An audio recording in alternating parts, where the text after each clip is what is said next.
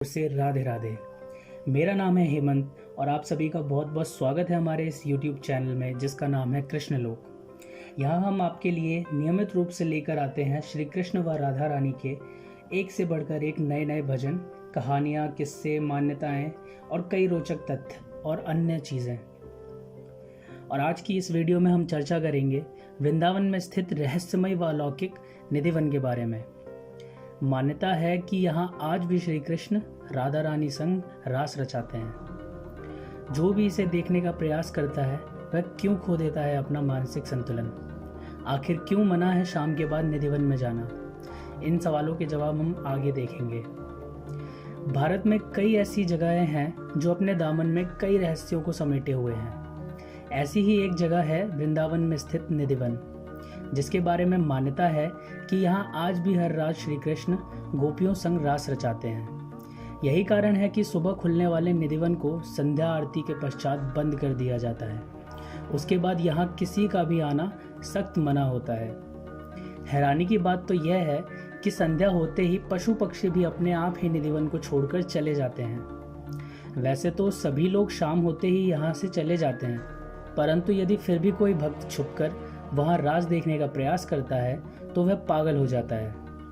ऐसा ही एक वाकया लगभग 70 वर्ष पूर्व हुआ, जब जयपुर से आया एक कृष्ण भक्त निधिवन में छुपकर बैठ गया। जब सुबह निधिवन के दरवाजे खुले तो वह बेहोशी की अवस्था में मिला।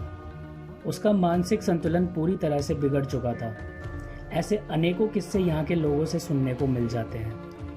ऐसे ही एक अन्य व्यक्ति थे पागल बाबा, जिनकी समाधि भी निधिवन में ही बनी हुई है। उनके बारे में भी ऐसा कहा जाता है कि उन्होंने भी रात में छुपकर रासलीला देखने का प्रयास किया था, जिसकी वजह से वह भी अन्य लोगों की तरह ही अपना मानसिक संतुलन खोकर पागल हो गए थे। क्योंकि वह श्री कृष्ण के अनन्य भक्त थे, इसलिए उनकी मृत्यु के पश्चात मंदिर कमेटी ने निधिवन में ही उनकी समाधि बनवा दी। निधिवन के अंदर ही एक रंग महल है, जिसके बारे में मान्यता है कि रोज रात में यहाँ राधा रानी और कन्हैया जी आते हैं। रंग महल में राधा और कन्हैया जी के लिए रखे गए चंदन के पलंग को शाम 7 बजे से पहले सजा दिया जाता है। पलंग के बगल में ही एक लोटा पानी, राधा जी के श्रृंगार का सामान और दातून संग पान रख दिया जाता है।